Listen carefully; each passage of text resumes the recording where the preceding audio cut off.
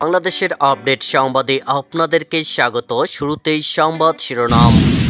শুরুতেই জানিয়ে দেব একটি গুরুত্বপূর্ণ ভয়ঙ্কর সংবাদ।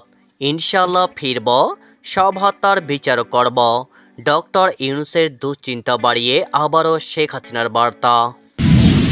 এদিকে ডক্টর ইউনূসের পদত্যাগের দাবিতে লন্ডনে প্রতিবাদ সমাবেশ। শেখ হাসিনার বিচার হবেই হবে। হাসিনার প্রত্যাবর্তন হুঁশিয়ারির পাল্টা প্রতিক্রিয়া ইউনূস সরকারের।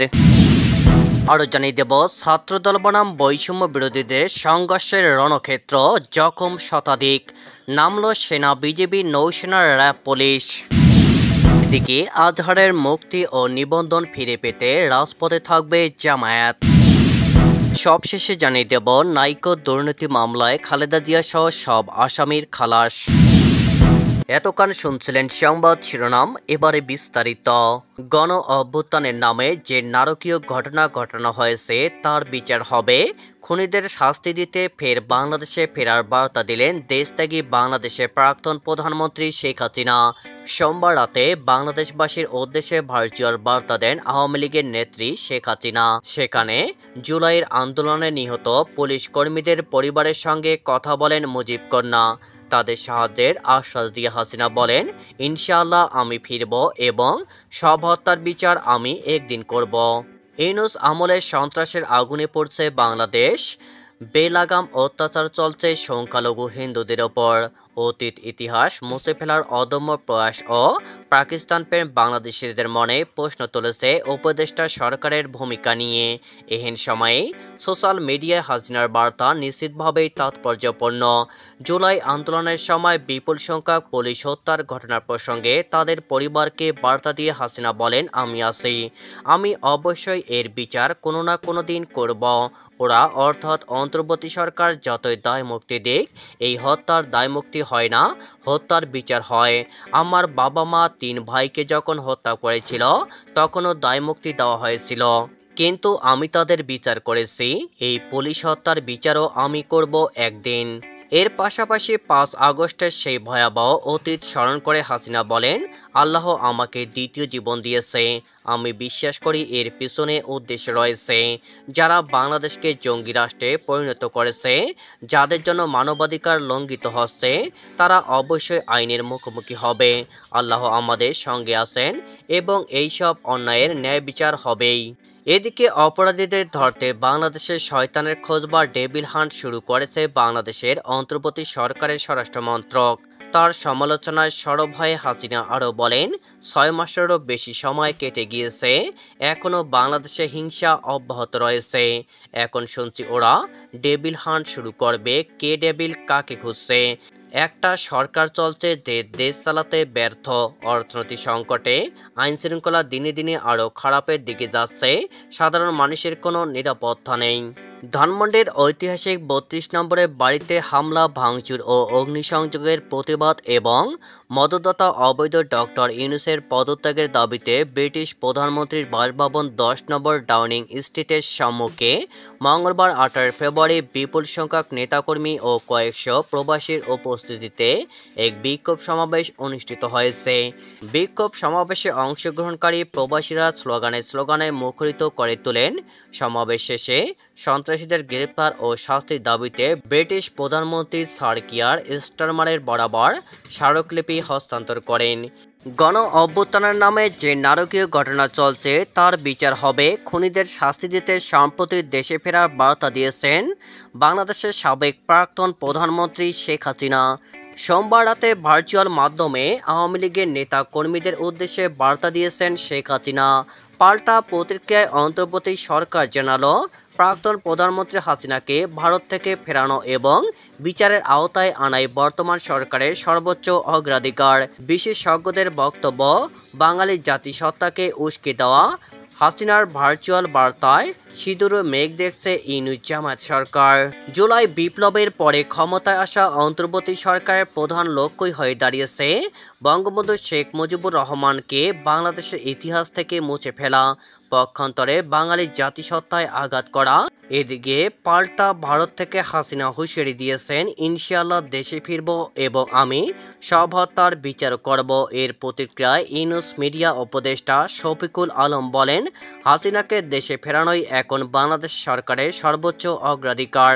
হাসিনার প্রত্যাবর্তন এবং তাকে বিচারের আওতায় আনার নিরন্তর চেষ্টা চালিয়ে যাচ্ছি আমরা। মুজিব কন্যার বিচার হতেই হবে। দেশে মূল্যবৃদ্ধি, আর্থিক সংকট, আইনশৃঙ্খলার অবনতির মতো চ্যালেঞ্জ থাকলেও রাজনৈতিক কারণেই হাসিনাই মাথা ব্যথার কারণ হয়ে দাঁড়িয়েছে ইউনূস সরকারের। এই কারণে আওয়ামী লীগকে নিষিদ্ধ করতে তৎপর হয়েছে অন্তর্বর্তী সরকার। শফিকুল বলেন, বাংলাদেশের জনগণ এবং রাজনৈতিক দলগুলি সিদ্ধান্ত নেবে যে দেশের রাজনৈতিক আঙ্গিনায় দলটি আওয়ামী লীগ অস্তিত্ব বজায় থাকা উচিত কিনা। এই সঙ্গে জানান, হত্যা, গুম করা এবং অন্য অপরাধের সঙ্গে জড়িতদের অবশ্যই বিচারের আওতায় আনা হবে। কার্যত হাসিনাকে পাল্টা হুঁশিয়ারি দিয়েছেন ইউনূসের মিডিয়া উপদেষ্টা। এছাড়া ভারতের ওপর চাপ সৃষ্টি করে শফিকুল বলেন, হাসিনার গণহত্যা রিপোর্ট প্রকাশ করেছে জাতিসংঘ।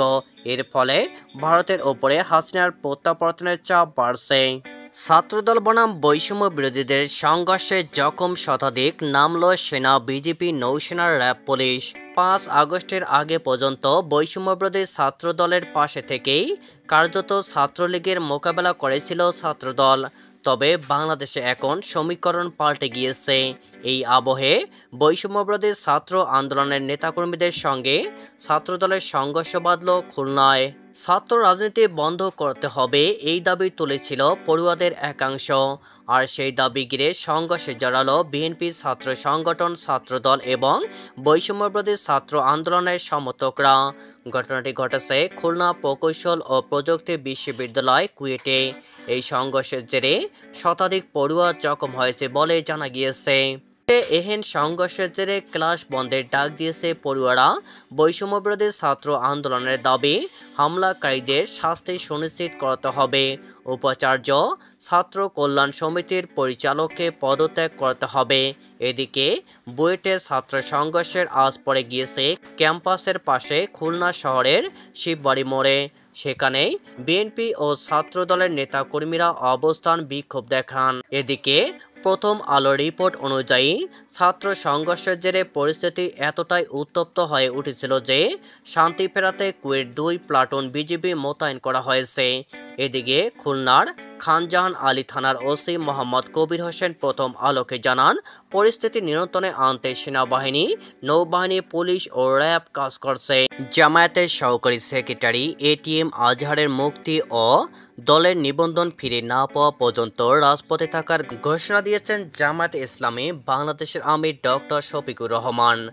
দলীয় নিবন্ধনের ব্যাপারে সরকারকে হুঁশিয়ারি দিয়ে তিনি বলেন, কেন আমাদের নিবন্ধন আটকে রেখেছেন?